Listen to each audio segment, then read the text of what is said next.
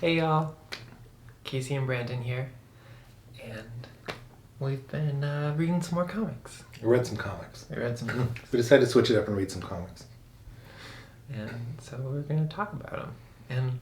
But first, Brandon, what's this magical creature that you have? I should introduce this magical creature. You should. I turned 46 recently. Yay! Happy birthday. Thank you. Mm-hmm.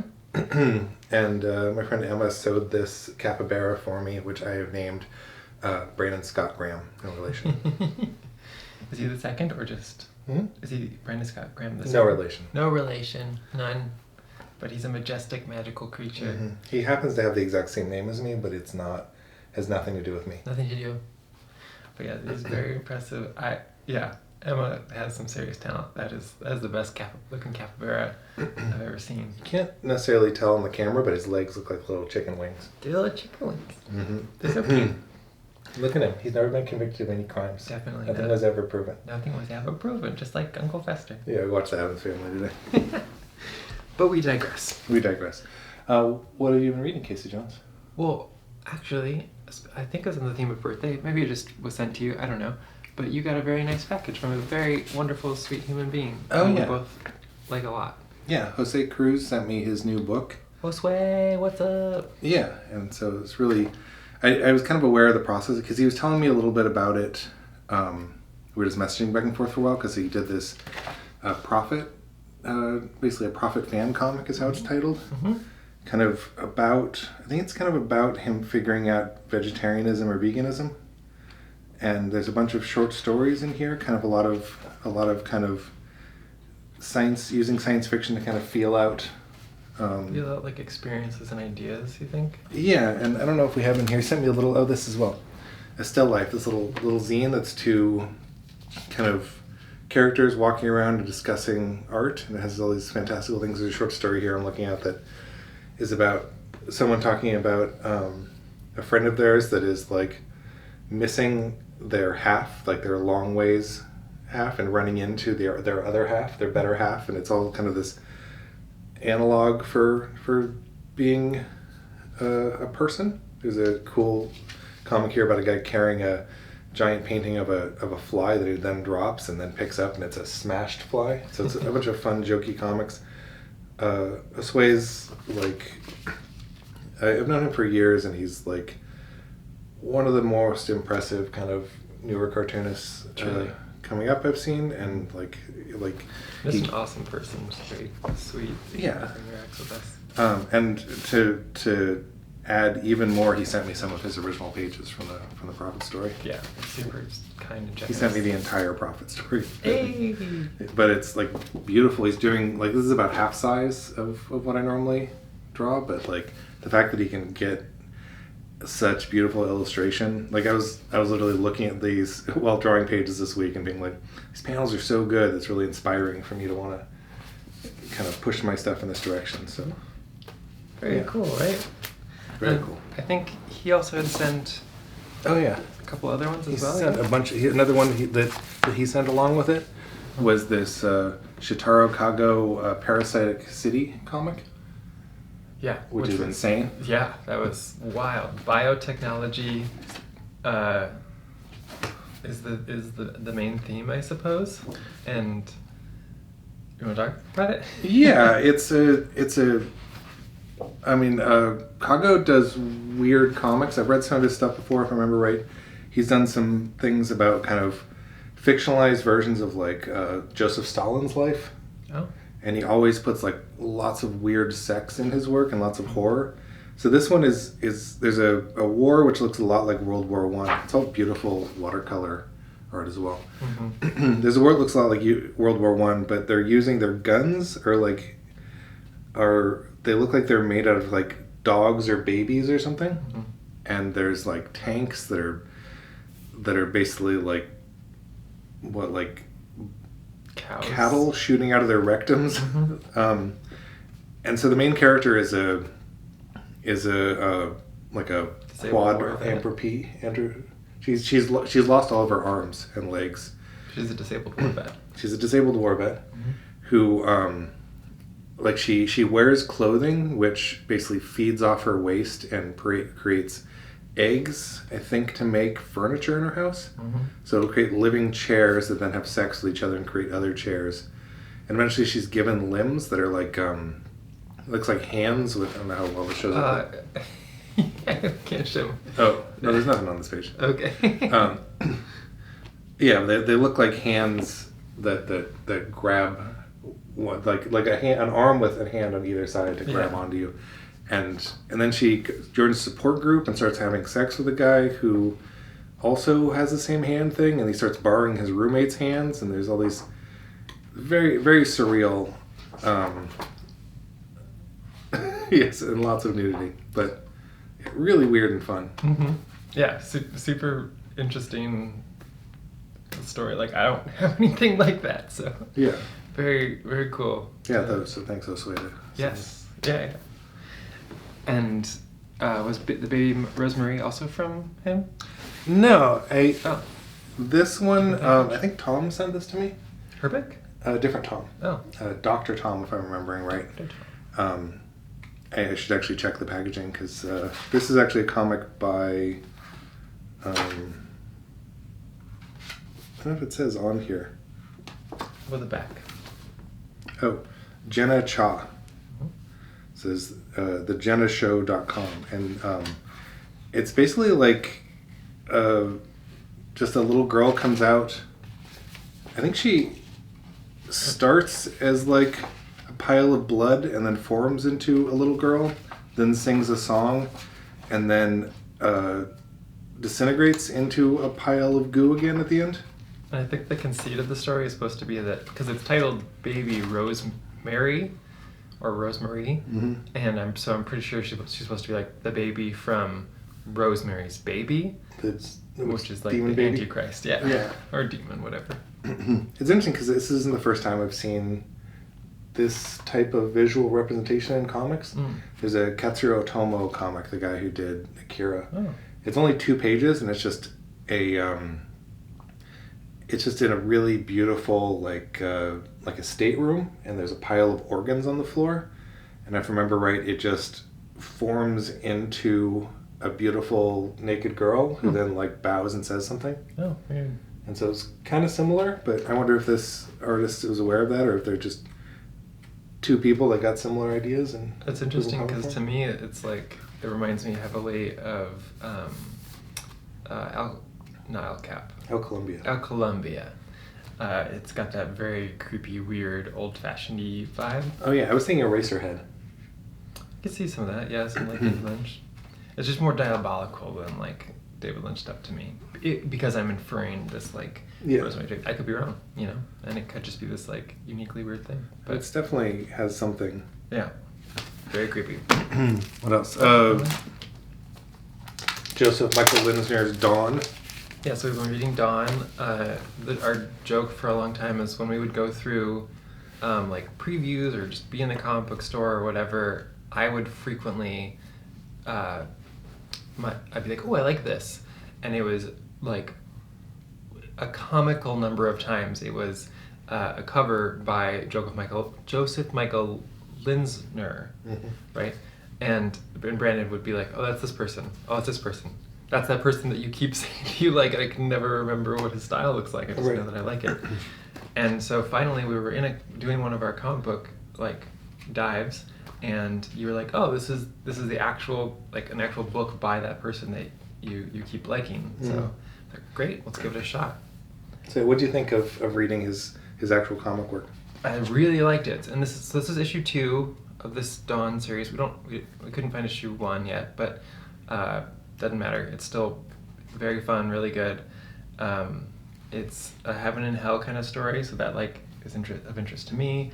And essentially, it's like Satan and God were like lovers, is what seems to be the case. Yeah, there's definitely like, they're both kind of Fabio looking, like blonde hair,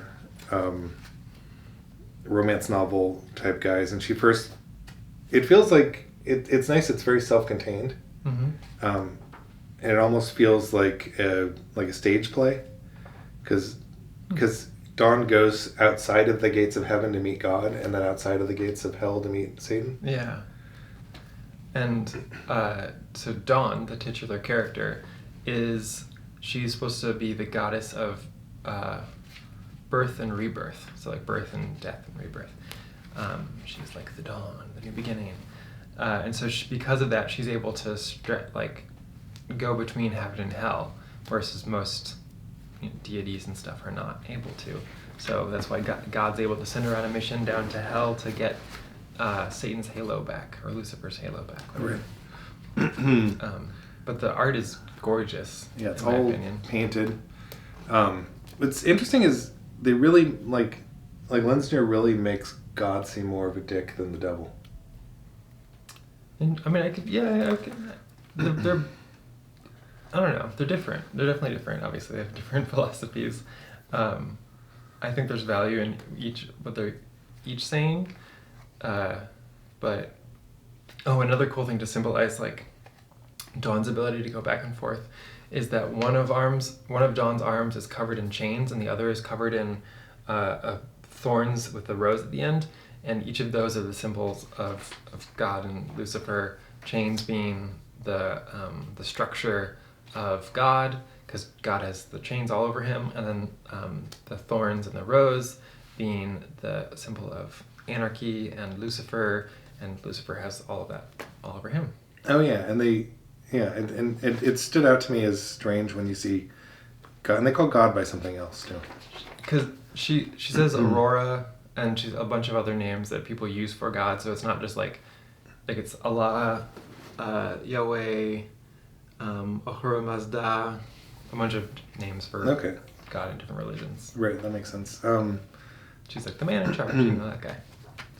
Yeah, yeah, and they're very. There's some stuff I really liked in it panel wise. Like there's a sequence where Satan gives over the halo to her, and as he's walking away, there's like kind of a 4-step panel of him walking away, and the middle panel he just is seen from the back as like kind of a classic demon with wings and horns, and then he kind of goes back to being human again. Human-esque, human-like. But yeah, super good. I would definitely recommend it, and I will be looking for more issues of that. And I think I saw some in the different stores we were at. So yeah, it definitely has this like '90s indie comic feel that is cool. That he's survived that and keep continuing to make comics. That's a good point, and it's from Sirius, I think, SIRIUS, who's also the publisher for Dark Elves originally, right? Poison Elves. Poison Elves, I'm sorry. Yeah. Poison Elves. So yeah, good, 90s indie stuff. It's impressive. I'm trying to see the year on this. Number 2, 1995. You know how I can tell it's 1995? Is because 1995 it was okay to print black text over this and just be like, people can read it. Whatever. It's like every video game magazine from the 90s. Yeah. Just like, hope you like reading text over Monster Energy drink. Like you read? What a nerd. Yeah. Better give you a wedgie. What else we got? We got Antarctic Press Gigantor number 1. Yeah. I was gonna say Antarctic Press is kind of quickly like Eclipse is one of my favorite companies of all time, but I feel like as far as me and you talking, Antarctic Press is always what comes up as one of the more fun publishers. Yeah, totally. Especially when we find just whatever. Yeah, we really like Antarctic Press stuff. It's very fun. Yeah. So yeah, Gigantor is Otomo property, right? What's it? Isn't it Otomo originally? Oh no. You think Tezuka? Yes. I mean, it's not Tezuka, but so yeah, but it's that era. It's like early manga anime. What do I? And this one, strangely enough, has a intro by the guy who basically, a guy named Fred Ladd, who was the guy who adapted Gigantor for the American market. So he changed all the names of it because it's called Tetsuan 28 in Japan. And a kind of cool side note is Tetsuan 28 was a lot of the basis for what Otomo, who's the Akira guy, used for Akira. So Akira's number on his hand is 28. And then I believe Kaneda and Tetsuo and a bunch of the characters' names were taken from Gigantor or Tetsuan. Although I don't know the original. This is actually the first time I've ever engaged with any Gigantor. I was kind of aware of it more than I had read it, and this is just been done with artists by Ted Nomura, who's a guy who does like Tigers of Terra and things like that at Antarctic Press. Doing like their version of Gigantor. What'd you think of it? I thought it was okay. It's like, I mean, it's a giant robot manga that isn't Gundam. I don't know. I think the super robot stuff isn't really my jam, to be honest. And this is definitely super robot. Not. And for those who don't know, so there's like, super robot and real robot are like these two big genres in manga, and super robot is where it's robots that are like just like cool, like they can just like transform into whatever, and they don't have to take like physics and mechanics and all this stuff into like they don't have to think about that stuff when they're doing the animating and stuff like that. But real robots are ones that are like super detailed and very like could be built in reality theoretically. Like Gundam. Exactly. Gundam is that's my first giant robot love, and that's the real robot stuff for sure. But I know that obviously super robot stuff was hugely popular. It was around for a while before real robot stuff was even a thing. Yeah, so there's a bunch in the '90s. There was kind of a resurgence of kind of like I know. They did a couple anime movies. Gurren Lagann is a very popular real robot or super robot type show. Yeah. So there was like 3 of them in the '90s that all came back early 2000s. Also, I just noticed the cover of this is by Joe White. It's one of my favorite artists who we were talking about recently. Indeed, it's great. Yeah, so I don't know. So it has this very classic. Something I always noticed about Antarctic Press in the '90s and early 2000s is the way they talk about kind of World War II and Nazis in general as villains is very much of its time, and kind of you don't really see that in comics anymore. Like this starts in World War II, and there's a bunch of like they basically the hero scientist character are working for for Japan in World War II, and then there's like a evil Nazi guy who's like their boss who doesn't want them to stop, and they decide that they're going to quit and go work for and not be involved in evil anymore. And what you mean about like as far as that not happening in comics as much now is it's that like they don't explicitly use like swastikas and Nazi symbolism, right? Or am I misunderstanding? I mean, there was some of that. Like, we obviously have like a Hydra thing where people are like, "This is a stand-in for Nazis," and you know what I mean. But I think before in the 1990s and previous to that, especially in the 80s and 70s, whatever, that if you're just like this person is bad, then they would just be like, it's like they're like a World War II Nazi. And I think that went away for some reason and became like more of a fear of like, let's just not mention that kind of thing as the villain at all. I mean, it's probably due to the resurgence of actual like far right-wing parties. Sure. You know? So that makes sense to me, I guess. Yeah. But it is an interesting thing to notice, for sure. Yeah, I don't know. I mean, I think in some ways it's probably fine to just be like, remember World War II? Bad guys. They made a cyborg, you know?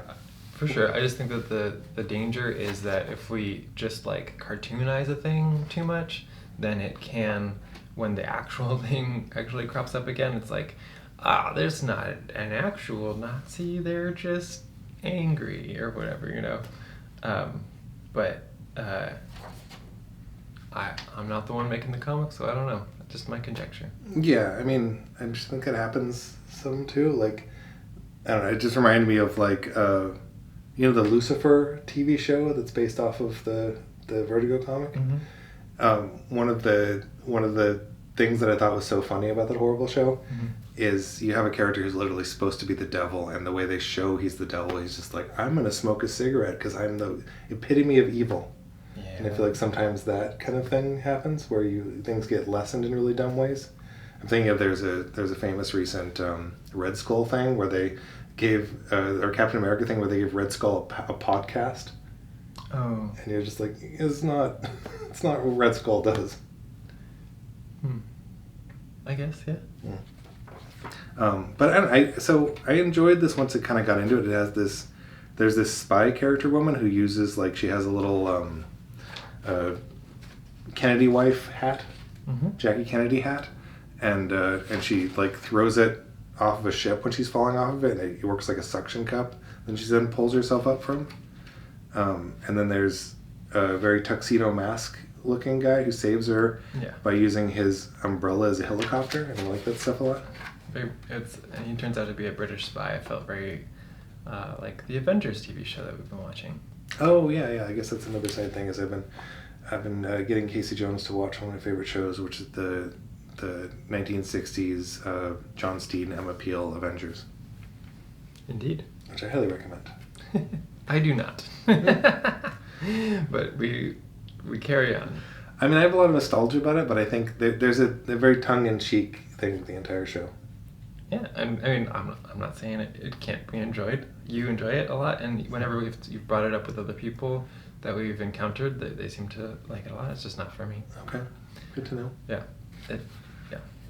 Also, this had a Fred Perry Gold Digger little 2-page preview in the middle of it, which I really enjoyed. Yes, very fun. So, I don't know, probably not something I'll read necessarily more, but it was cool to see. Plus, I haven't read a Ben Dunn comic in a while, and his stuff's very earnest. Like, he does original work oftentimes that feels like fan work. There's a Ninja High School hat in the back.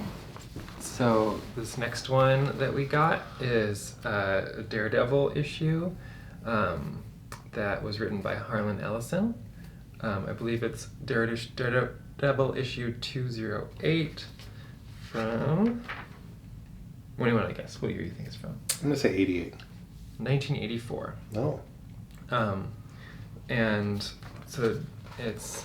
Drawn by David Mazzucchelli. Really? Yeah. Okay. Because you know Mazzucchelli from like Astrus Polyp and his like more like indie recent stuff, right? Paul Astor and Asterios Polyp. Yeah. But before he kind of cut his teeth by being like worked with Frank Miller a lot on Daredevil and then Batman Year One. Initially, before he did like Rubber Blanket and then went on to do, City of Glass is another great one he did. That's the Paul Astor. Paul Astor, yeah. So this one, I mean, it's not like incompetently drawn. It's well drawn, but to me it wasn't like a very exciting story. Like it was just like him trying to dodge a bunch of stuff. But what was your take? I mean, I really enjoyed it. Great. I'm fascinated by Harlan Ellison as a person. Like me and Farrell did a whole podcast on just watching interviews with him and talking about him because he's really, he does a thing that I think is really interesting where he oftentimes works on these big properties like Star Trek. A Boy and His Dog is written by him. He also did a TV show I liked a lot called The Star Lost, which is a Canadian like Amish in space TV show. And in each of those instances, he did a story that was then adapted, and then he had to make a point to be like, they did it wrong, they changed stuff, here's my actual adaptation. So even the Star Trek City on the Edge of Forever, he wrote a story which is totally not in line with what Gene Roddenberry was going for. They have guys in Starfleet that are drug dealers, which doesn't make any sense with Star Trek, but sure. Yeah, but then he like went, and then he had like the city they go to in the actual episode is just like kind of a crystal gate, like something you can build on a soundstage. But when he had a comic book adaptation of it, he makes it like this giant futuristic crystal city. So it's all things where the changes were like for me, in all three of those instances, it's all changes where it like makes sense, and you're like, okay. I mean, that's something I've almost had to learn recently. Like, is if somebody like is working with you editorially and they change something and it's better, it's worth being like, well, you improved the project. It doesn't necessarily have to be about my ego, but I feel like he very much wants the Harlan Ellison standpoint. And I was unaware. Like my introduction to him is he did a video that you can find on YouTube. That's a series of interviews with cartoonists. It's really fantastic. It's Mobius and Jack Kirby and a bunch of guys. And he's talking about how important he is, how he has a longer thing in some dictionary than Ronald Reagan at the time. And then he unbuttons his shirt and he's like, we're here to talk about comics. And he has a Jack Kirby Fantastic Four. And all the ladies' underpants just lit on fire. But I really enjoyed this because it's it's like a self-contained, like weird Daredevil story where it basically goes into a rich woman, a recently dead rich woman's mansion, who has spent all of her gazillions of dollars to make like a death trap for him, and so he has to just beat all these trap after trap, getting shot by arrows, and it drugs him and everything, and eventually he escapes.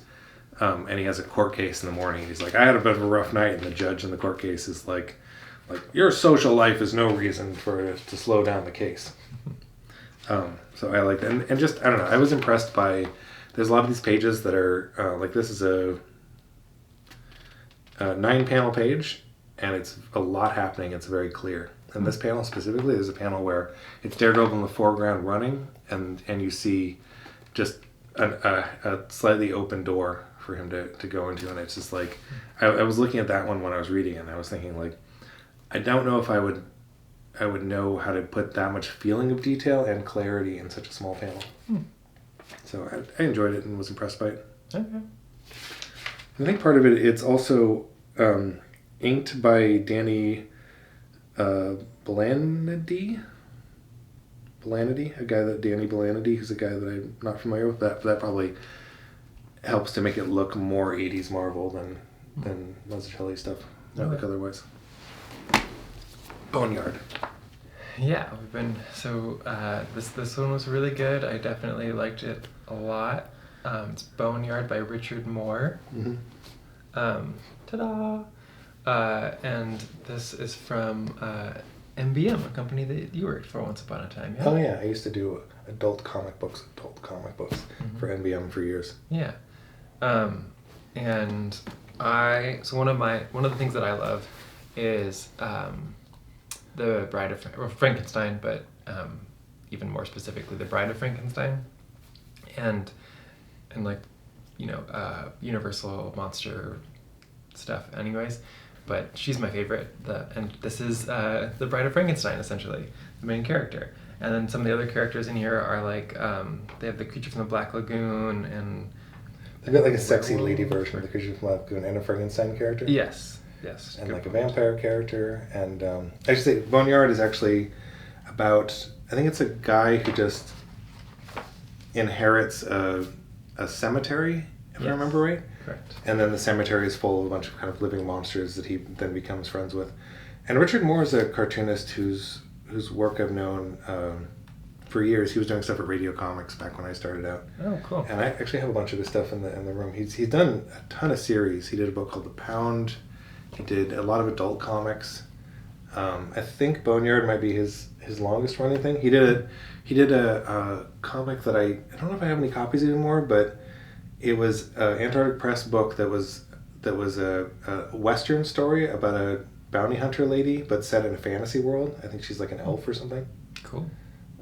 But he did a lot of fun comics, and I was kind of always surprised that he didn't go much more mainstream, because he's very talented and his stuff is really fun. Yeah, that is surprising to me as well, because it's very well drawn, well written. This was, I think, maybe one of the things I was most happy that we got. Like, I'm like really stoked to find more of this. Nice. Dawn maybe is a close second, but this is like, oh, this is awesome. And I almost never. So I'm worried because I almost never see NBM floppies. I see the trades from them sometimes, but they barely did single issue books. So that has me worried as far as finding more copies of these, but there are trades of these too. Okay. I just love finding the floppies. But I guess that's the difficulty is so much of the fun of, certainly recently the fun of comics for us is like what are we going to find in dollar bins? Exactly. And like the random exciting stuff that we I had no idea what this was. I had never heard of granted you had heard of some of this stuff before. So anyways, so that was Boneyard number 12. Very good. We'll look for more. What's the next one? I got issue 17 of Stark Future. Stark Future is one of my quarter bin white whales always. Specifically the later issues that are drawn by Stephen Hughes. They're all written by Gordon Deary, Terry, who I think went on to do Warlock 5 and a bunch of interesting Aerosol books. And Stephen Hughes, the artist on some of the later issues, he's the guy that later on went on to create Lady Death. Chaos Comics. Oh, right on, yeah. But I prefer his Stark Future art from his late death. So he also died really young. You were telling me that it's like Dark Star or something? Dreadstar. Dreadstar. Yeah, it's really similar to Dreadstar, and I mean, so initially Stark Future starts off. There's like an alien world. So this is the 17th and final issue of Stark Future. This is written by Gordon Deary, who went on to do things like Warlock 5 at Aircel, and I think there's a really good kayfabe video, if I remember right, about Warlock 5. Comics kayfabe, great. Yeah, cool. And I know there's a couple interesting videos about it. But it's illustrated by Stephen Hughes. The later part of Stark Future is illustrated by Stephen Hughes, who went on to create the Chaos Comics. Lady Death was kind of what he became known for before. He died, unfortunately, really young, but he kind of left his mark before that. But actually... Definitely, if Lady Death was part of his... Yeah. Yeah, it's huge. But I prefer his Stark Future work. It has this kind of... this almost like Arthur Adams, J. Scott Campbell-y feel to some of it, I think. That's cool. And it's very much, you can tell that it's the guy that created Lady Death later on. Oh, yeah? There's like sexy things? Yeah, there's lots of like big 90s, big 80s, like cherry pie, hair metal girls with giant tits. Oh, I see. But, so the story for this, and initially when it was drawn by a different artist, and I probably have about half of Stark Future now, so I might have to do a whole read of this stuff. Wow. So initially it's on a barren alien planet that has like one tower city that's run by these aliens, and the dregs of what's left of humanity are like I think they're called raiders, and they drive around in tanks to avoid storms all the time and collect things that they then go back and sell to the aliens in the tower. Sounds like a pretty stark future. It's a stark future. And I think in one of the first issues, the main character is given like a magical sword that's just the hilt of it, and there's very much like kind of a Thanos villain character who's destroying things. So that was kind of the Dreadstar. I mentioned before to you that it reminds me a lot of Dreadstar, by the guy that created Thanos, who's Jim Starlin. Jim Starlin, sorry. You're good. So it's almost like indie comics Dreadstar. And I was really happy that I didn't know it ended, and this is actually the final issue. Crazy. So they return to Earth, and he destroys the villain, and it's really fun. And the day is saved. And his sword has got like a magical kind of Obi-Wan ghost character that powers it, and so in the end that character goes away. And it's almost like a more satisfying Star Wars like Obi-Wan thing, where like he enters the Thanos style villain, and because he's positive energy and that guy is negative energy, it makes his powers go away. So then the main character who had a magical sword this whole time can just defeat him with his regular sword. Yeah, man. It's fun. Stark Future. It's Stark Future. Megacity 909. Yeah, by Kano, right? Yeah. Kano King and Zach Suh, and then Andrew Dubb did the script, and art by Kano King and Zach Suh. And it is... It starts off interesting. When I was reading it, I was like, oh, wow, yeah, this is a cool world. I want to see more about this. And I feel like the second half was like, just, nah, forget about the world. Let's hang on to a glyph for like 10 pages. Yeah, you're not wrong. No, it's really beautiful, rendered, kind of Korean feeling artwork, I'd say. I think it is Korean because a lot of the names of the characters seem pretty Korean. Although, I guess that doesn't necessarily mean that. But yeah, but it's like beautifully rendered, and I was really excited to read it. And it starts off in hell with this fire demon monologuing, and then it goes to this scene where this lady in a space bikini and a middle-aged computer guy are like doing some kind of computer thing in an abandoned skyscraper, and then it switches scenes, and this is kind of what indicated to me that this was not a well-written comic. Is me and you both read it, and after you read it, I was like, did you notice that the woman in the final scene wasn't the woman in the middle scene? And we both because I had noticed after I read it, I was like, I just switch character, and it has two characters that look almost like the exact character, but their hair color's different. Mm-hmm. And yeah, there's a long scene of just them falling off a cliff and holding onto each other's arms. The world, and there's like some line where it's like, the world's ending, what should we do? And the like guy's like, nothing. Mm-hmm. Cool, edgelord, don't cut yourself on your own edge. And it really felt like there's an earthquake and they fall off a cliff. And while reading it, I was thinking like they ran out of things to talk about, and the writer was just like, the earthquake, I guess. Yes. So, I don't know. If I found it in like a quarter bin again, I would probably pick that up just to see, because the world seems interesting. They have this whole thing at the beginning where they're like, out of chaos comes order, and out of order comes chaos, and there's like this angel that's birthed out of all these demons, and it's like that grabbed my attention. That's kind of cool. And then they went away from that. So I'd pick up more just to see if it gets back into the cool stuff. It feels like a comic that if you had it in a language you couldn't read, you would be like, I wish someone would translate this. And then you'd read it and be like, never mind. But very pretty. Oh, this one's... So I got... we've been doing a lot of Aircell books lately. Mm-hmm. And this one is I was reading about the history of Aircell and Barry Blair, which is a lot to talk about and is complicated. Mm-hmm. But one of the things I've been reading lately is I've been reading a bunch of old comics journals. Mm-hmm. And the comics journals are really fascinating, but I've started to get like a little bit of disdain for the comics journal. Yes. Because it's like pretentious without anything to back it up, is how I've started to regard a lot of it. It feels like they just hate everything, which I don't like.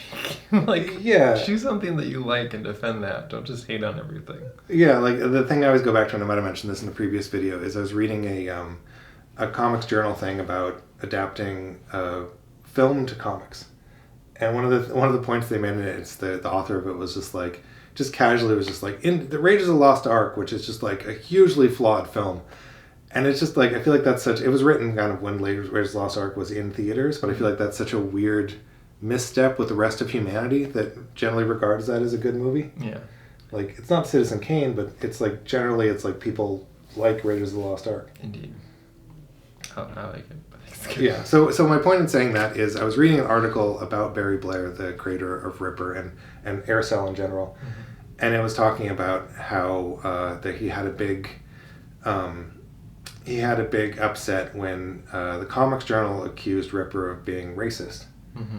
And I've read a lot of Barry Blair comics, and it's a little there's definitely some like Asian fetishy stuff in there. Mm. Like he definitely likes like Asian culture in a very 1980s way. Mm. But I liked Elf Lord. yeah, and I think he's done some really fun stuff. But Ripper, and he has black characters and stuff. Ripper has such racist depictions of black characters that even though I went into it being like, a comics journal is clearly overreacting, I was like, oh, never mind. Even broken clocks right twice a day. And comics journals have done good stuff, so I don't want to totally show them. But I really like the art in this. But the stuff that really stuck out to me about the racism in it. So the main villain is this kind of like gang leader rapist character. His name is Griff, and he's wearing a Public Enemy shirt. Mm-hmm. And Public Enemy had this guy Professor Griff in it that I think left at some point. Mm-hmm. But Public Enemy is not really like gang music. Yeah. And here they're wearing Run DMC and Public Enemy shirts, and it's just like, it's not really what the roughest people and the worst people in the world are listening to. I mean, yeah, that aside, just how they look is an insane caricature of... That too. Yeah. It's just bad. It's really bad. And they do put a forward talking about how this is like, a story through the eyes of someone who is like, had experienced some serious, like basically crime victim, experienced a lot of trauma, is a sick individual who's seen the world through very black and white eyes, but it's rough. I don't actually would think. Not recommend. I do not think that was Barry Blair's intention in making the comic. Mm. I think that the publisher read it Yeah, it says introduction to the Ripper. It's all a matter of perspective. I think the publisher read it and was like, "Whoa, we cannot just publish this comic like we're cool with this." Yeah. And good for them. Yeah, and eventually Ripper was killed off and replaced with a black character. Oh, okay, that's good. Yeah, so, and it's like I said, other Barry Blair comics have black characters where their race isn't particularly important to their characterization, and they're just regular humans. And this one is like an outlier. I don't know what happened. It's a rough week for everyone. I don't know what happened there, but that was bad. That's a bad comic. This is Helix pre-Vertigo. You can tell because it has an Alice in Chains ad on the back, which I think is more effective than the Helix logo at letting you know what you're going to get. I haven't read it. I don't know. Oh, did you not read Bloody Mary yet? No. Because Casey, I think we talked about it last week, is you're on a big Warrior Nun kick, so it was a lot of Warrior Nun type things. Yes. So yeah, this is so Helix was pre-Vertigo DC Comics. This is Garth Ennis, Carlos Ezquerra doing on art. And what struck me about reading this is what Garth Ennis faces everyone had. And I know Ennis is a writer, but it felt like Preacher faces, which is not the artist on Preacher. And it's just basically about a nun working as an assassin, and they during some future war. I think it's set in 2012, which I thought was funny because it's like the dark future of 2012 because it came out in the 90s.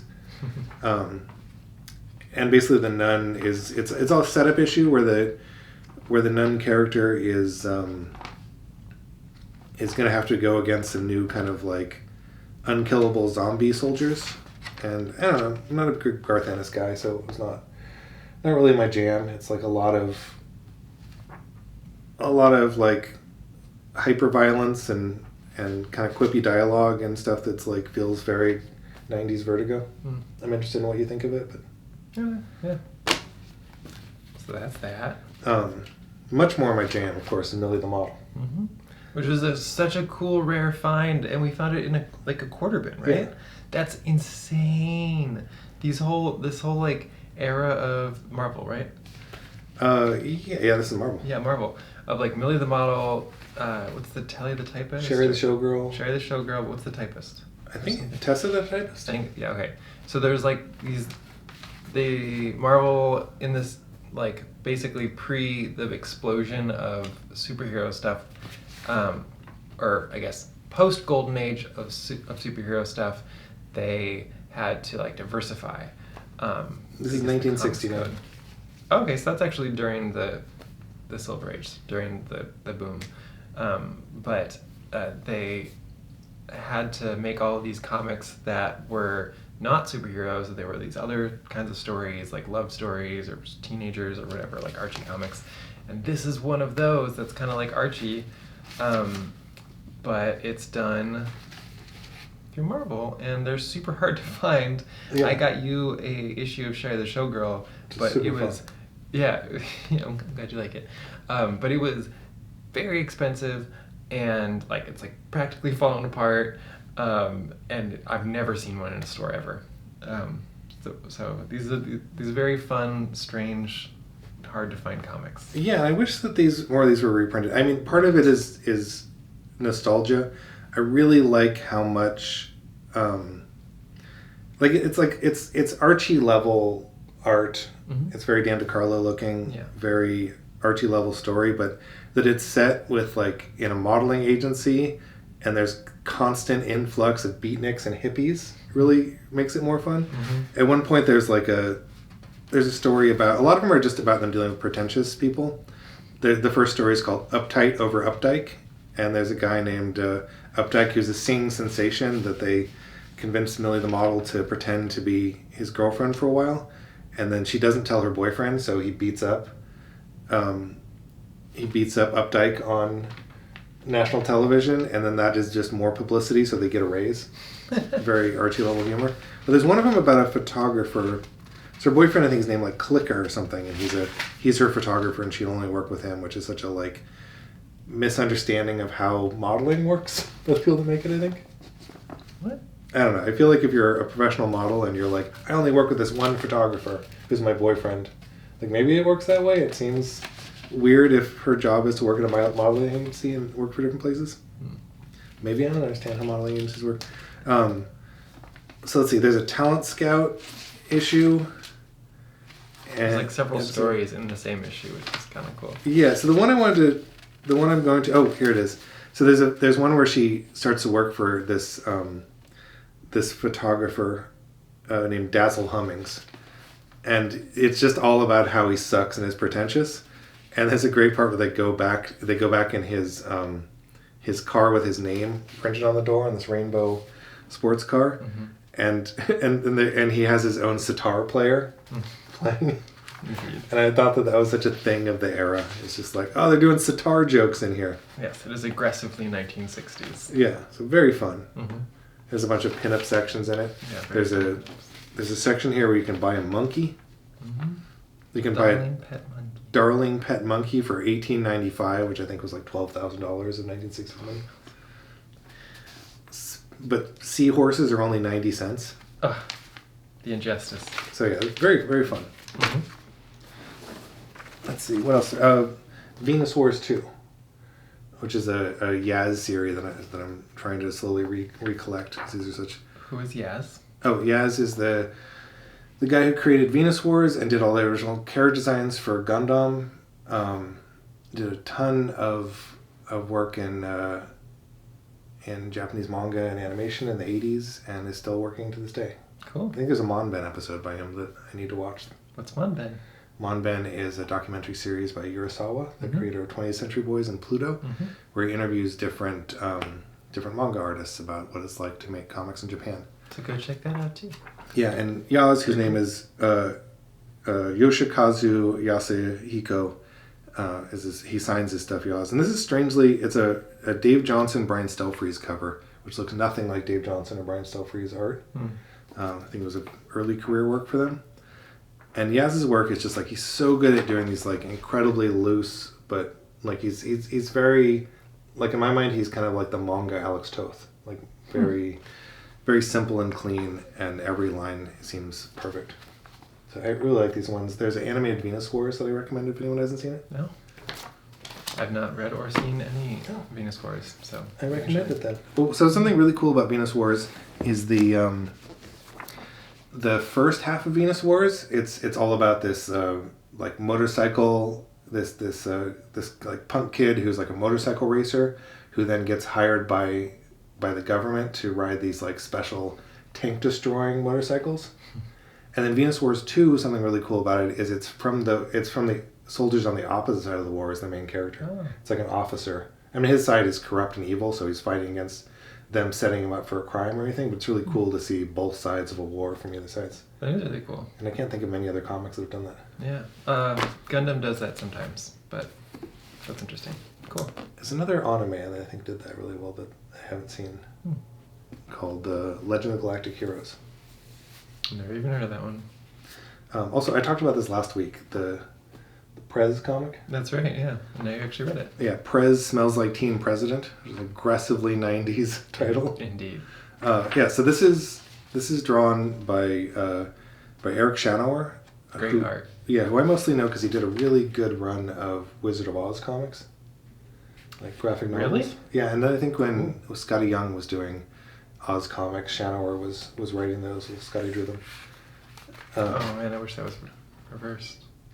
Whatever. Go ahead. And this is written by Ed Brubaker, who I think I mentioned last time is like, he grew up in Seattle in the 90s, so he definitely kind of gets this aesthetic.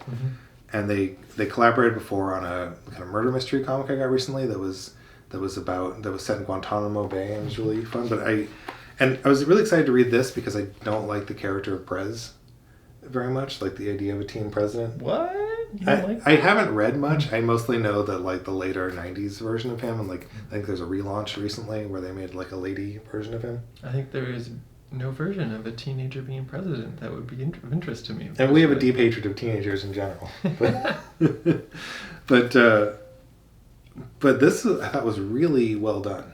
And I kind of went into it being like, I think Shanower and Brubaker are gonna figure out a way to make this interesting to me.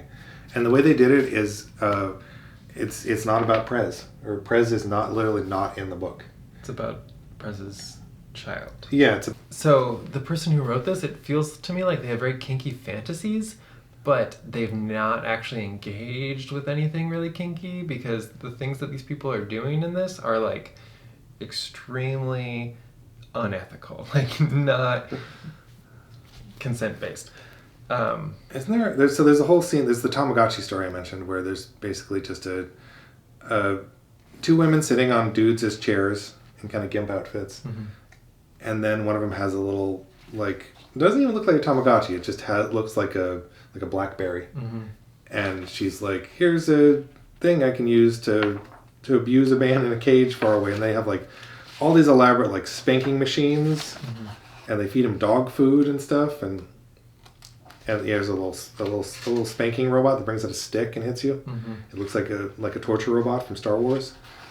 And yeah, it's just, I don't know. Maybe it's just not my jam, but I was also just like, who is this? I like kinky things. This is very bad. So I wonder if Tamagotchi is like a brand name too. It is. Gonna get in trouble, submissive Suzanne. Mm-hmm. Yeah. And it has a Young Witches ad on the back, which is a much better comic. Much better. Much, much, much better. So get that instead. Mm-hmm. So I got Crystar, which beautiful cover, so pretty, and the art inside also pretty. Is it a Michael Golden cover? It looks like it could be. Good logo too. Yeah, great logo. Love the character designs, like crystal people. That's so weird and cool. Remember the action figure as well. Yeah, the action figure is so fun. That's actually what got me to get this, because you talked to me about like them making that and then like making a comic book series. You were lying in bed and you just heard me whispering in your ear and you're like, what? And I'm just like, they had action figures of Crystal Warriors. They made a comic series. That's not like, I gotta lock on this door. No. Yeah, so really cool designs. This would honestly be a really cool thing if Marvel brought this whole world back. I would probably get that again, because it is a fun world. But the writing is so bad. It suffers from 80s Marvel. Not all 80s Marvel stuff is bad by any means. I super love the 80s New Mutants. I had like the entire run basically. But this is bad. Right? It's boring. It's so boring. It's so dense. It's like you have this amazing, fantastical world, and then let's just spend paragraphs narrating what people are thinking and not doing anything. So I did not like this, but I really liked the art and stuff, and I want to see more crystal, fantastical characters. Okay. So Marvel, make a good Crystar, please. Do you think 2022 Marvel's going to do a good Crystar? Absolutely not. But we can hope and dream. Yeah. Speaking of things that are disappointing, this looks cool. The cover looks really good. I've seen other covers of it, other like alternative covers. Great, very cool. The art was pretty cool. Like, it's decent. I think it looks pretty cool. The writing is bad. The writing is bad. It's very bad. It's like they. Can I find the panel? This Oh, please. Because I didn't read that one. So it's basically like a retelling of Briar Rose, so Sleeping Beauty, but female empowerment. Woo! Which I'm obviously. What I'm hearing is you're into that. That's what I'm hearing. In fact, it's just the opposite. But like the way they do it is so ham-handed or ham-fisted, and it's just not well thought out. Lovely art. Yeah, really pretty. Like, and the coloring too is really nice. Like, so good on those people. But a lot of it is written in this weird like pseudo Middle English, Oh. But not consistently. So like, there's this panel where it's the princess Briar Rose, and she's having her hair like tended to by the mom, the queen, and then she's talking to the king, and she asks, "I doest wonder if our blessed sky suggests." I doest wonder if our blessed sky suggests a heliocentricity or a geocentricity. What say you, Father? And Father just says, And like that to me is like they're trying to be like, oh, see, she's smart, like, and whatever and stuff. But like, I don't know. That just didn't do it for me. It feels very silly. Okay. And then subsequently they're like, oh, you know, she pricks her finger, she falls asleep, and in order to bring her back, the true love's kiss will wake her up again. But then, and Prince Charming like fights his way to get there, and he's like, okay, I'm gonna kiss her, I'm gonna wake her up. And then he's like, wait a minute, I want to kiss her and wake her up and marry her so that I can inherit all her stuff and become like king. But you know what's easier than marrying someone who can talk? Someone who's not conscious and can't talk.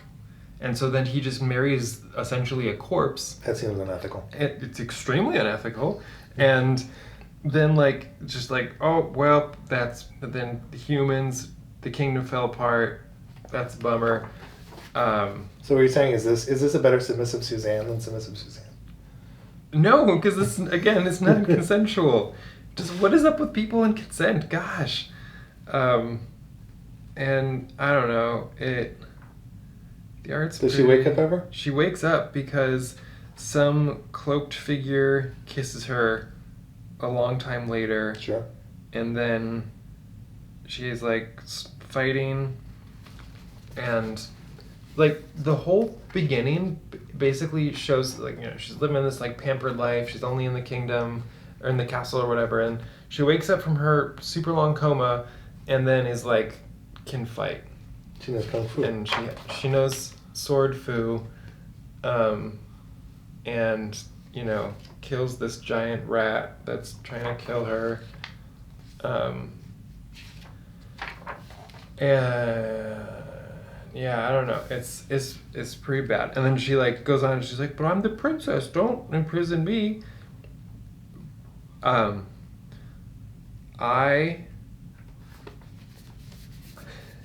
I'm not asking anyone else to chime in on this because I'm not trying to get anybody in trouble, but Boom has burned any credibility, not just from this book, but like I will constantly feel like I get tricked. I come back, I'm like, oh, maybe this book will be okay. It's not. I'm not buying Boom books anymore. Like, I don't know what to tell you. It's bad. It's just bad. Don't make bad books. I will say something that I've been thinking about a lot when we were going through a bunch of quarter bin books and finding things is I do very much judge comic books by publisher. Mm-hmm. And there are certain publishers, like we mentioned Antarctic Press, like if there's an Antarctic Press book or like trying to think of another, or Eclipse especially, if I see the logo of the company, I'm gonna try this book out. And I'm sure there's good Boom books, but it is definitely not a logo that inspires me to check a book out. For me, I think part of it is it feels very YA, and I always feel like it's a publisher that I'm like, they're going to make choices that are to not offend people rather than to make good books. Precisely. Like in YA doesn't mean that thing is bad. Like some of my favorite things are YA.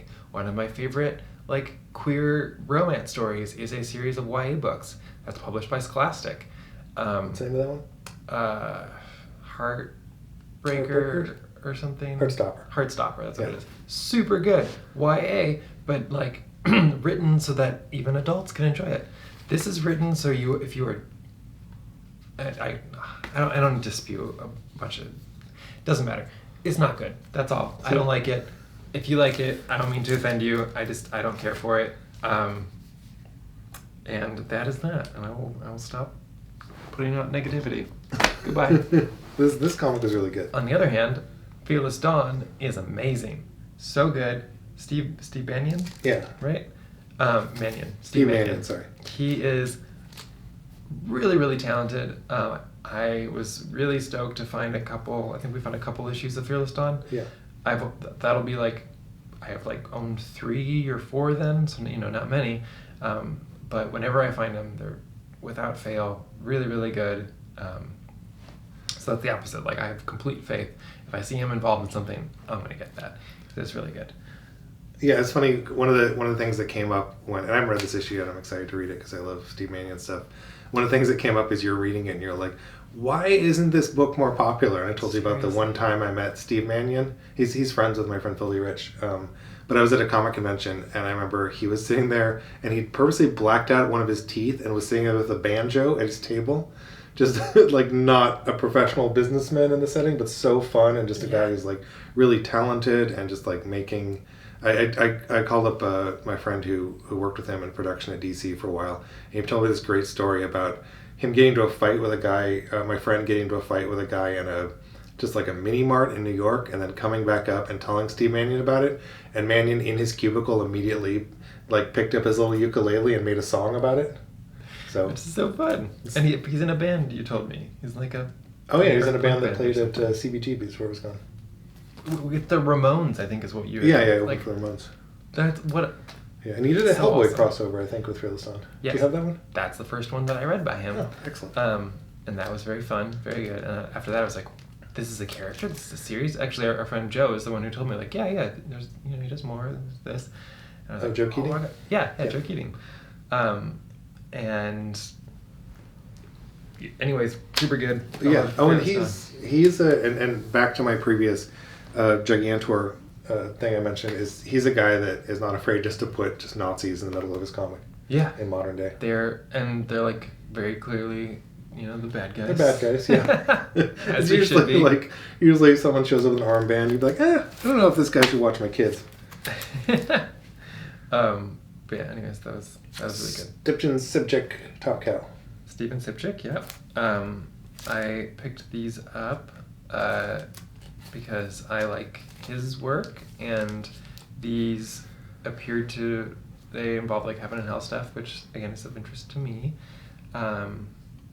It's in a shared universe with the Darkness, and Angelus is another one of the characters I've learned. And Aphrodite 9, I think, is what the character's called. Oh yeah, all kind of Mark Silvestri, Top Cow, end of image. Indeed. And they were, I don't know, they were okay. Steven Sipchik is like a great artist, I think. So I like seeing his stuff, and there's also sexy stuff in here, which is what he does best at. I mostly know him from his erotic DeviantArt comics. Great. I know him from his erotic superhero comics. And the non-superhero ones too. What's it called? It's like Swingers or something like this. He did a image series that's there were a couple. I don't know if he might be. I think that's a different. He definitely did one, or maybe I think it was Sunstone. I might have. Yeah, Sunstone. Sunstone, which is another image series, but that's the one I'm thinking about on DeviantArt. Oh, okay. Yeah, I think he serialized on DeviantArt maybe before it was in print. I don't know. It's very interesting. And now, like, I think a couple years ago or very recently, he did like a, if I remember right and correct me, he did a Harlequin Black Label DC book. He did. I can see it sitting right over there. Oh. I think he did maybe 2, because there's a Harley Quinn one, there's a Harley and Joker one. Anyways, he's talented. I know people had their cockles up about him coming over to DC because he does sexy things, and people want things to be sexy. Really? People are. That's funny. Impressed. I like his stuff a lot. It always reminds me of a bit of like, I know you're not a big Terry Moore guy, but it has like kind of a Terry Moore era aesthetic. Interesting. I don't see that at all. But it's just like a guy doing comics about sexy lesbian interaction. I mean, I guess I could see that part. So, anyways, those are pretty fun. I wouldn't say I don't love them as much as like Fearless Dawn or whatever, but it's still fun. What is this? This is the Blaze kind of like European. Is it European Conan universe? It is. Yeah. The Cimmerian is, or however you pronounce Cimmerian. is how the Europeans have gotten away with publishing Conan stuff. So Conan's public domain in Europe, but not in America, is my understanding. Oh, okay. Well, so I think it's public domain, but I think like the name is like trademarked still, so that's why they have to call it like the Cimmerian instead of just Conan. Inside the story, they can say Conan, but they can't use the title. I think because I was just doing some research on this on public domain stuff because maybe you're gonna do like public domain. Yeah, it's really interesting. Work. Yeah, American law is very frustrating because there's some things that are almost always public domain. Like I really want to do a Phantom comic at some point. Phantom or Zorro would be super fun to play around with, and they're like a decade away if we ever reach that. So what do you think of Bellet and Valeria? It's very Xena looking. Yes, and it felt pretty Xena on the inside as well. It was okay. I don't know. I probably won't get more. I like the Cimmerian stuff. It was good that they did. Because the Blaze has been a really solid publisher. Yeah, I mean, and this is probably just. I mean, this is like translation stuff. Okay. Which they do a lot of, but yeah, I don't know. I would say this is not as good as the Cimmerians. Okay. But this one was interesting. Yeah, this one was super good, or at least interesting. I don't know. I want to read more. Yeah, I couldn't, like, I got it because it's a Jay Lee book. Set in Las Vegas. Yeah, and Las Vegas has been renamed to something else. New Canaan.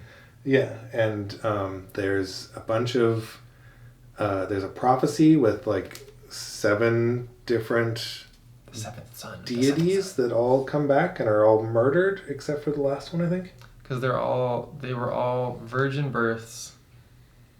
They're all essentially like the second coming, but then all except, like you're saying, all except for one they were all murdered by I can't remember if they explicitly say it was all by like other religious extremists or if it was just. Yeah, I think the extremist Muslims are the villains in this. Okay, yeah, there's a jihadist group that people is basically going around taking out. They hate New Jesus.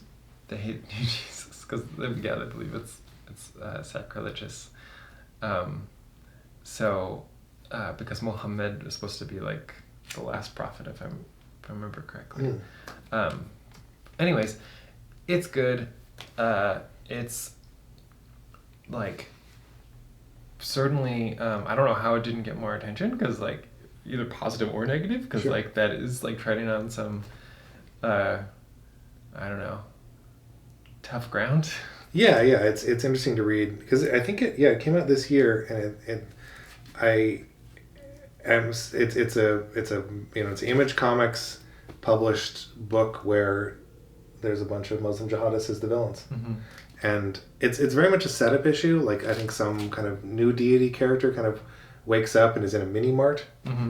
So I don't get enough from this issue to really know if I like the overall story. Yeah, that's fair. But the art's great. The art's great. Jay Lee's super talented when it comes to art stuff, and you're looking for Hellshock, right? Yeah, because we both we got 2 Jay Lee books. One of the reasons I've been digging up Jay Lee stuff is there's only a couple artists that I'm aware of that live in Las Vegas, and he's one of them. And I kind of like the idea of like I've never met Jay Lee and never really engaged with him very much, but I like the idea of there being other interesting artists that live in the same city. Like J.H. Williams is here as well, who's a friend of ours, and Joel Stokes and Jaime Hernandez, right?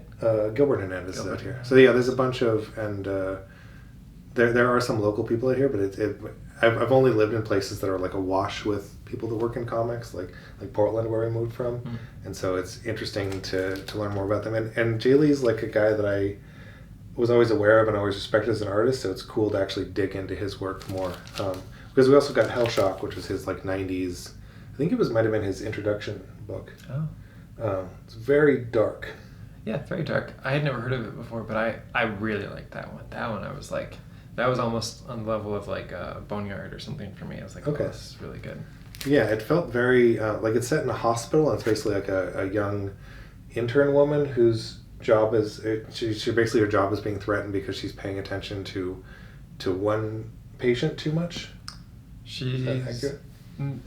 No, she works at the state mental hospital, and she's allowing people to be admitted to the hospital who don't really have like, they don't meet the criteria for admittance. It's usually like homeless people who, you know, they're saying like they're having a hard time, so they get a place to sleep, and her superiors don't care for that because it's taking beds away from people who are actually in crisis. And it's an interesting thing because having actually, you know, worked in that system, I am aware of both sides and the pros and cons to each. But yeah, so that happens, and then somehow like a demon gets involved or something, right? I think she keeps visiting a character who's in a coma over and over, and then it ends with some kind of, this is issue 2, it ends with some kind of cliffhanger of them like on the roof together flying away. Or just jumping to her death. It's that was, I think, the alternate reading also. Yeah, like, we'll find out in issue 3, I guess. I almost thought that this was like a self-contained story. It felt very self-contained. Yeah. But like really, like I remember reading it and just being like, oh, that was a bummer. Like, but it has a very like big numbers. Big Numbers was that's Bill Sienkiewicz and Alan Moore. Both those never finished. Yeah. It kind of feels like that era of stuff, and it's really interesting for a '90s Image book. Yeah, it's not what you would expect. Nope, that is like, you know, not at all related to Youngbloods and this kind of thing. Totally different, but really, really good. Never going to do a Brigade crossover. And I should mention that something I can't get out of my head with Hellshock is in the 90s there was a parody version of it called Hellspock. Oh. And I just, every time I was like, I thought he had pointy ears. And I'm like, no, you idiot. Hellspock's not actually part of the thing. That's silly. And you got an issue of Loaded Bible. Tim Seeley's Loaded Bible. Yes. Tim Seeley of Hackslash fame. I like Tim Seeley's writing a lot. I like Hackslash. It's just really fun. Like, he does fun comics. This is similarly like pretty fun. Again, heaven and hell stuff kind of. Although instead of Satan, it's Dracula, and instead of like an angel, it is a clone of Jesus Christ who is a vampire hunter. And like in this universe, Dracula has like created basically a cult in place of like the Christian church, and is like, I'm the future, I am like the second coming essentially, and Jesus clone is like, no you're not, and so he's like hunting vampires and like fighting Dracula and stuff, and it was like pretty ridiculous honestly, but it was very fun, and that's kind of how I feel about a lot of Tim's stuff, because like Hackslash is like way over the top, but like always fun for sure. Yeah, I don't know. It was a good time. And I should mention, excuse me, for an earlier Loaded Bible, I think this is a newer series. For an earlier one, I actually wrote the introduction for it. Oh, right on. Which is it was a weird introduction, because I remember reading it and being like, I don't have a lot to say about Jesus versus vampires, so my intro was I drew a picture of like one of the characters from it. Right on. But you got a pin up, but you know. And then some Warhammer 40k book. Yeah, I got 2 of these actually. So it's Damnation Crusade is the name of the series. Damnation Crustacean. I got issues 2 and 5, I think 2 and 5. And they are by Boom. And they had me, like, they brought me in one part because there's a Warhammer comic and I just really like Warhammer stuff. But Dan Abnett was listed as the first name on there. Dan Abnett writes really good Warhammer novels. And he's like done some crossover into comics. And I was like, oh yeah, I like his writing. I should get these. Unfortunately, it's him writing with but Ian Eddington, I think, is the name of the co-writer. And you can really tell that it's not just Dan Abnett writing. So, like I said, it wasn't just the Briar book that Boom has burned me on. There was another Boom Warhammer book that I read last time called like, I don't remember. It was the one that was set in the fantasy universe, and it was bad. And these ones are a bit better, but like still pale in comparison to like the Titan ones or the Marvel ones, and which was again surprising to me until I realized that Dan Abnett was not the actual writer on these. So, I don't know. They're okay, but definitely not my favorites. This makes you want to kind of research what Boom books I've really enjoyed. Me too. That's what we're talking about. I'm like, what is the Boom book that I like? Yeah, because I also know that like publishers like have a certain amount of control over the books that come out, and even publishers that I'm like, I don't like what these guys do. I'm sure I can. There's exceptions where they have published cool, interesting books. But yeah, I can't think of one off the top of my head for them. So No. I would like to, because I suspect that there probably are ones. Yeah, I don't want to be hating on things. Like it's really just it's frustrating to me to like I clearly have given them lots of tries. It's not just these ones too. Like I've gotten books over the years, and I'm sure I'll find one that I'm like, oh yeah, right. This is why I like some Boom stuff. Well, it seems to me that like one of your major frustrations with Boom right now is that they're enticing you by being like, this is a book you would like, and then the delivery of the book is not what you want. Yeah. So it almost seems like they visually and thematically bring you in, and the execution is not it. Yeah. And here's a Boundless comic called War Goddess that I did not read, but you did. Yes, I did. That was fun. Cassie? It was in the same universe as the Helena book that I talked about last time. It has the character Pandora in it. It was pretty good. I mean, it wasn't nearly as like explicit, like sexy stuff as These women the have other clothes books. on. I don't know.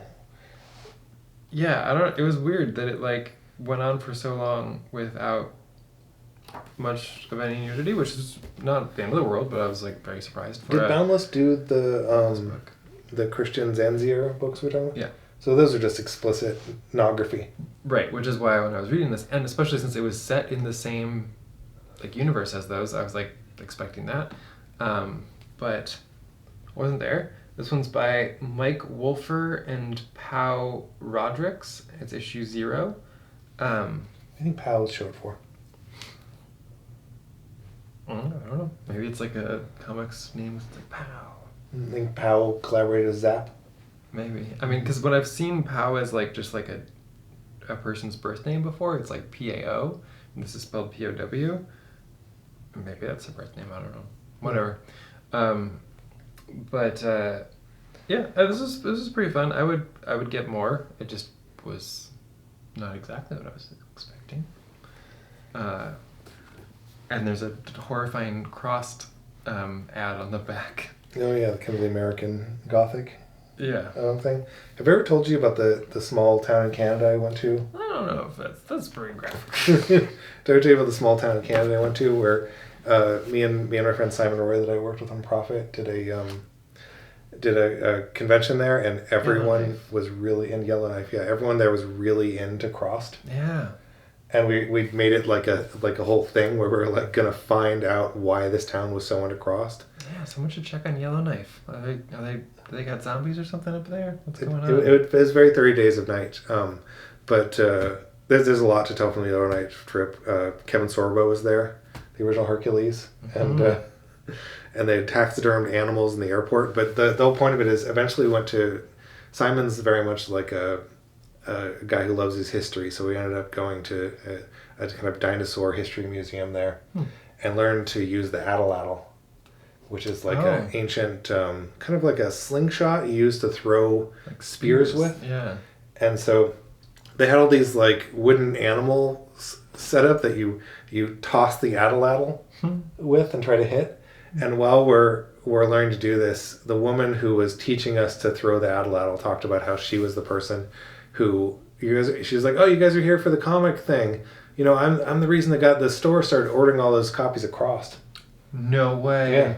You found the source. Mrs. Atlatl was patient 0. Yeah. That's crazy. Yeah. Huh. Okay. Well, there you go. And I guess I shouldn't like totally trash talk Crossed. I've never actually read it. It just seems like ultra violence. It's not for me. Yeah. I mean, the publisher of Crossed Avatar, they do have a knack for hiring really like well lauded writers. Like it is Garth Ennis and Alan Moore and Kieran Gillen and guys like that. But just zombies but worse has not enticed me to read them. Yeah, I mean, it just seems like that it's all hyperviolence. And we found out that in reading, or I guess I found out in reading this book, that Avatar and Boundless, I think, are like owned by the same people or something, and so they're like two sides of a similar coin, of like excess, because Avatar is like ultra violence and then Boundless is like ultra sexy, ultra sexual, hypersexual, I guess is the word. They also, in the back, there are ads that also have Chaos Lady Death comics in them. Yeah. Huh. There's that Patrick Nagel style Lady Death you're asking about? Oh, that's what I was asking. But yeah, anyways, that was that. It's pretty fun. Boundless stuff is just like fun. It's like, just honestly, to me, it's like Zenoscope, but better. Not I kind of like Zenoscope, even though I know it's trash. I've never read a Zenoscope comic. They do like Alice in Wonderland but sexy, right? Yeah, it's not like, you know, gonna be added to the library. What if the Mad Hatter was a stripper? Yeah. Mm-hmm. What if very fun, but it's stupid. Anyways, Dorothy, but she has an OnlyFans. I don't know. So that has been the comics we've been reading. We've got lots more to read. Mm-hmm. We've got literally stacks down at the kitchen or the table downstairs, and so we'll have more again for next week. Yeah, it's nice. As much as you people put up with us, our plan was that we have every morning we start our days by just trying to read. You read comics faster than me, I realized. You will go through like 6 comics in the morning, and I'll read like 4 or 3 of them. And I think part of it is if I find something cool in a comic, I'll start sketching it immediately. Mm-hmm. And it's been kind of a nice way to start our day. There was a time in my life where I would start every day. I'd make an egg sandwich and sit on my porch when I was like 19 in my first place away from my parents' house I lived. Mm-hmm. And I would just read a stack of like John Byrne Next Men or whatever. Like I was given all these long boxes and I read them, and I feel like it's been a return to that. So I was going to say the goal is to keep updating these videos every week and keep reading comics to kind of keep our comics brain lubricated, and hopefully you guys enjoy us talking about the stuff. Yeah. But thanks for watching. If you got something out of this video, please click that like and subscribe button. And until next time, bye.